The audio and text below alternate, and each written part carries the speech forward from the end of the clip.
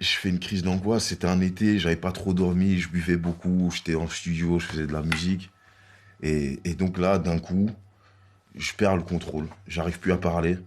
J'arrive plus. Quand je commençais une phrase, j'avais un gros blanc dans ma tête et je savais plus comment la terminer. J'oubliais toutes mes phrases. Picotement sur le front, sur les joues. Je tremblais, hyperventilation. Et à partir de là, comme c'était la première fois que j'avais perdu le contrôle, j'ai commencé à chercher. J'ai dit, ah, peut-être qu'ils ont raison, mes potes qui me disent ça, et ça, il est fou, tout ça. Et puis, je sais pas, c'est vraiment ouf. Je crois en Dieu, je crois en la spiritualité, je crois aux signes, tout ce genre de choses-là. Et puis, il y a des articles, des fois, qui viennent à vous, où tu ouvres un magazine au hasard, et puis tu vois un intitulé qui te parle, et puis tu lis, et tu te reconnais dans ce qu'ils disent. Et donc là, c'était sur l'hypersensibilité. Après, j'ai lu. Après, je suis tombé, j'ai creusé. Puis je suis tombé sur les, tout ce qui est haut potentiel émotionnel, les HPE, tout ce qui peut avoir de bon et de mauvais. Je sais pas si vous savez ce que c'est. Et puis un jour, je me suis décidé d'acheter un livre. Ça a changé un peu ma vie, ce truc, tu vois. Ça s'appelait Ces gens qui ont peur d'avoir peur. Et en fait, elle racontait, je crois, sa vie. Mais c'était moi, sa vie, ce qu'elle racontait. Voilà, votre enfance a été comme ça, vous avez sans doute vécu ça, vous avez gardé. Et puis, ce qui est le plus fou, c'est que je pense qu'au troisième chapitre, je ferme le livre tellement c'est trop. Des fois, moi, je regarde un film, c'est une scène trop forte, je m'épose. Et là, avec ce livre-là, j'ai dû le fermer. Et après, quand je l'ouvre, la femme, elle écrit, ouais, là, vous avez sans doute fermé votre livre parce que vous sentez que c'est trop pour vous.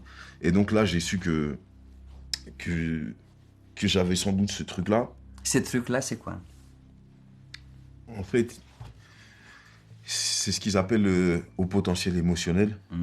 Oui, c'est eux. Qui est-ce? Les psys. Oui, c'est les psy. Ouais. Vous appelez ça comment? C'est ça qui m'intéresse. Moi, j'appelle ça le troisième œil. Le troisième œil. Ouais. Allez. J'appelle ça le troisième œil parce Qu'est-ce que c'est le troisième œil pour vous? je pense que c'est une manière de lire la vie, d'interpréter, de sentir, de voir ce que des autres ne voient pas. Le fait que des fois je suis ému, des fois je fais des concerts, je sens, il y a des choses qui deviennent presque palpables. Des choses comme l'amour, comme la haine, on sent les choses 10 fois plus fort en fait. Et en fait, j'ai toujours cru que c'était normal, que tout le monde était comme ça, à réfléchir tout le temps, à sentir. Mais c'est quand j'ai lu ça, qu'ils disent qu'il n'y a que 5 ou 10% de la population mondiale qui a ce trait.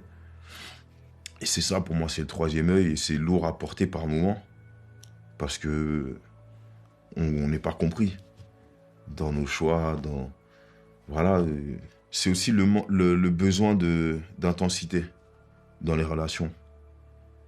Il y a c'est pas bien, je les dénigre pas, mais il y a beaucoup de gens, je les appelle des coquilles vides.